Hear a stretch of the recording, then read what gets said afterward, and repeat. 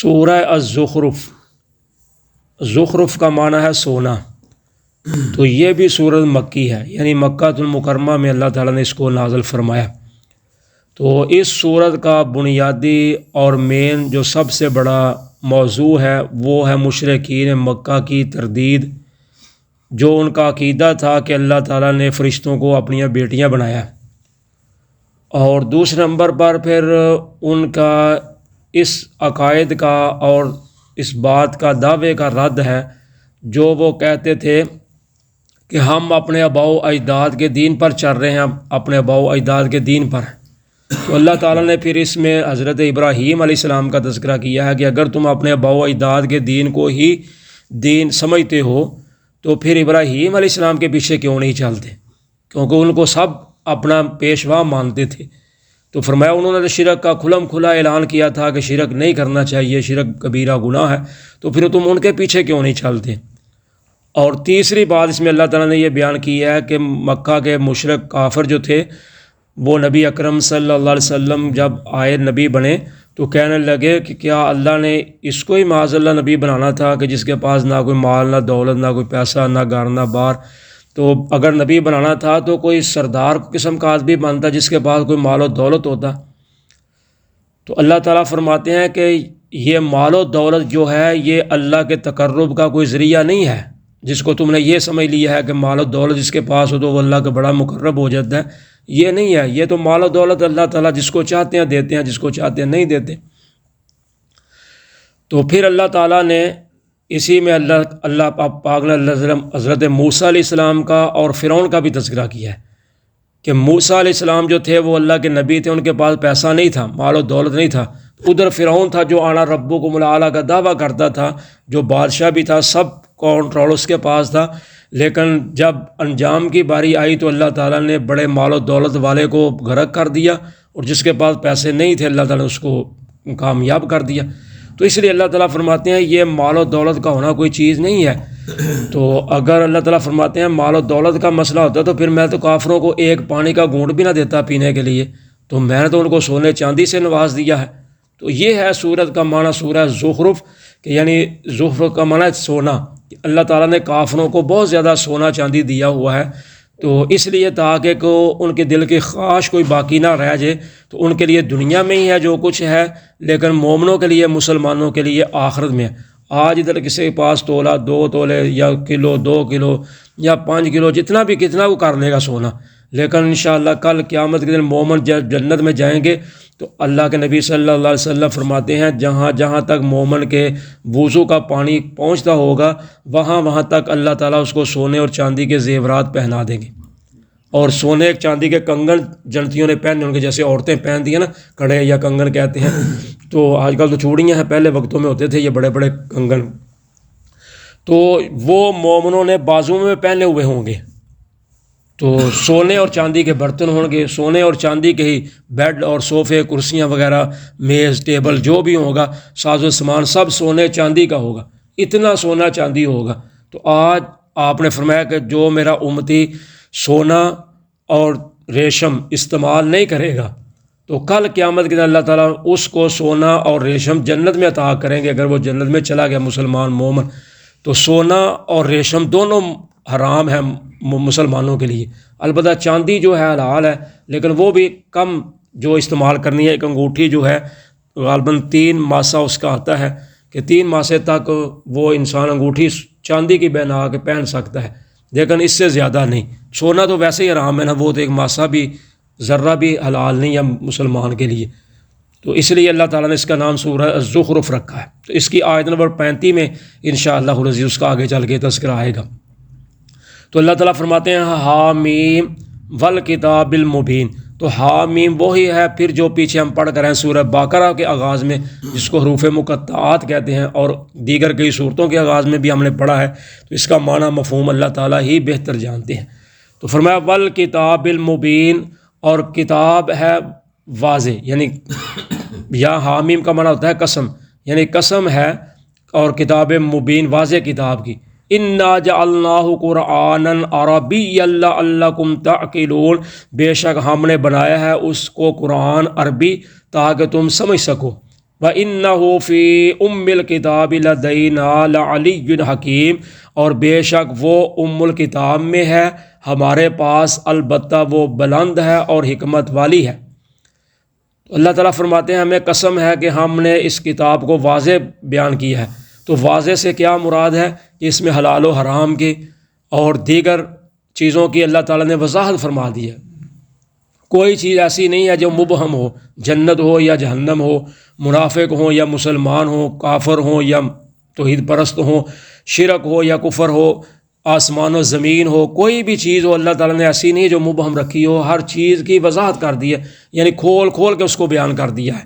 تو اللہ تعالیٰ فرماتے ہیں ہم نے اس قرآن کو عربی بنایا ہے تاکہ تم سمجھ سکو، کیونکہ مکہ کے جو لوگ تھے، عرب کے جو لوگ تھے وہ عربی تھے، تو یہ عربی زبان ایک بہت بڑی فصیح ترین زبان ہے، تو اس لیے اللہ تعالیٰ فرماتے ہیں ہم نے اس کو قرآن کو بھی عربی زبان میں ہی بنایا ہے۔ اگر ہم اس کو اجمی زبان میں بنا دیتے، یعنی جیسے ہم اجمی ہیں تو اجمی زبان میں بناتے ہیں تو پھر انہوں نے کہنا تھا جی ہم تو عربی ہیں، ہمیں تو سمجھ نہیں آ رہی ہے کیا ہے۔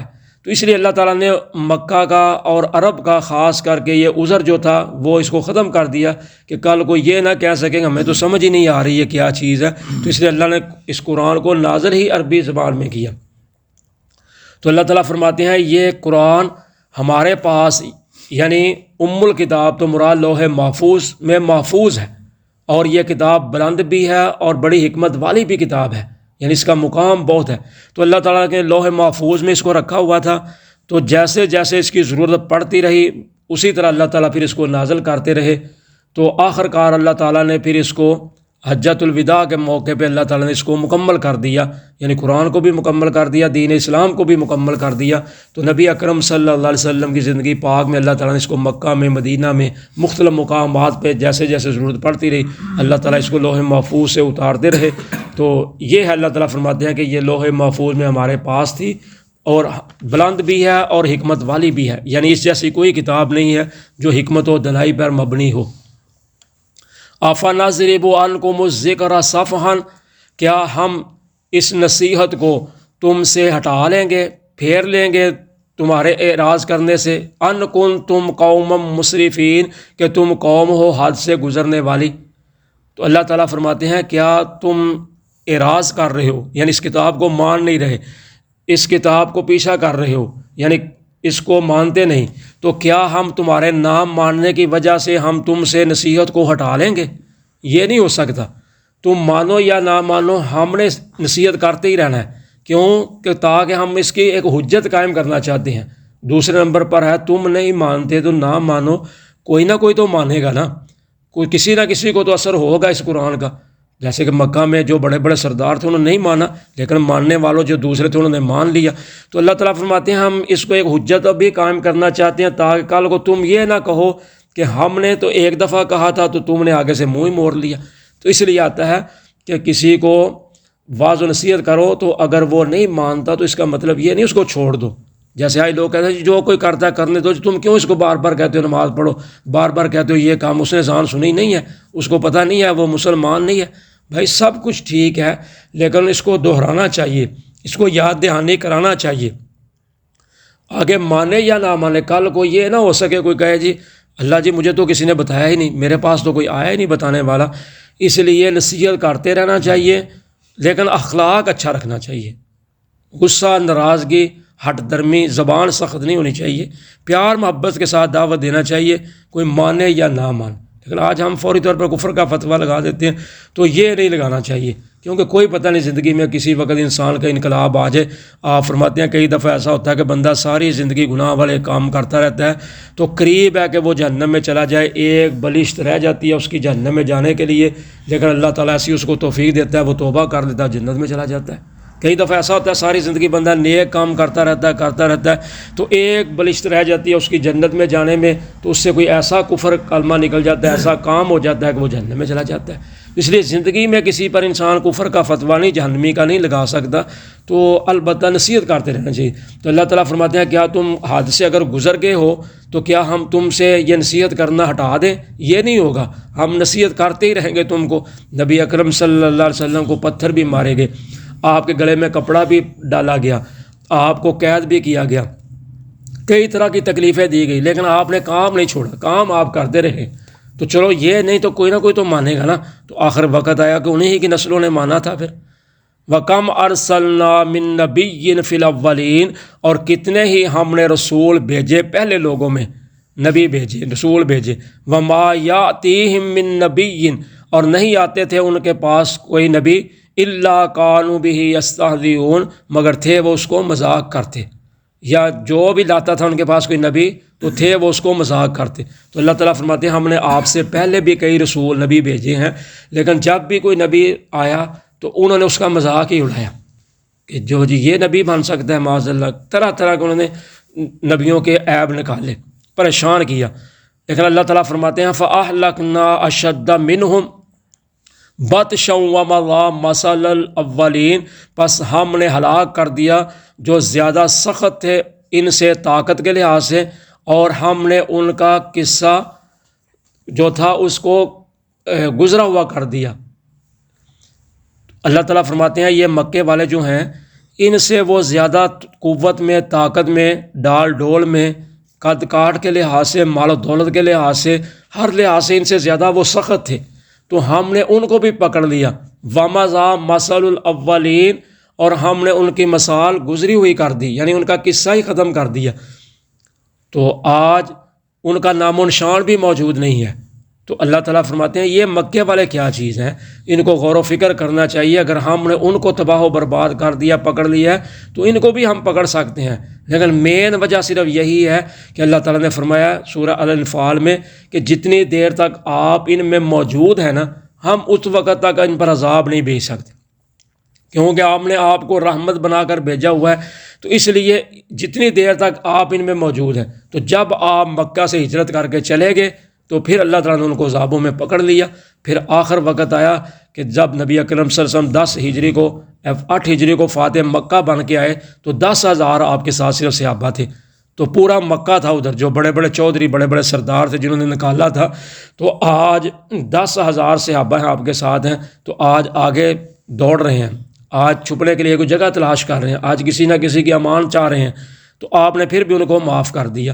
تو یہ اللہ تعالیٰ فرماتے ہیں کہ ہم نے تو ان سے جو بڑے بڑے سخت قومیں تھیں ان کو پکڑ لیا ہوا ہے. تو یہ تو مکے والے کوئی چیز ہی نہیں ہے. تو ہم نے ان کا قصہ ہی پرانا کر دیا ہے کہ ان کو کوئی پوچھنے والا ہی نہیں ہے، نام و نشان مٹا دیا ہے. تو اس لیے اللہ تعالیٰ کے عذابوں سے انسان کو ڈرنا چاہیے. جزاکم اللہ خیر.